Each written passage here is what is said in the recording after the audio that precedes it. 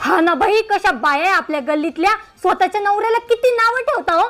आणि तुम्ही पण त्यापेक्षा मलाच बघा, मी ठेवते का माझ्या नवऱ्याला कधी नावं? बोलते का त्यांच्याविषयी काही वाईट? माझ्या नवऱ्याकडे ना अक्कल आहे ना पैसा आहे, आणि थोबार तर असं दिलंय देवानी जसं कोशाच्या भट्टीतून काढलंय. आणि कंजूस तर एवढे बाई माणूस की चड्ड्या बी सेकंड हँड घालतो.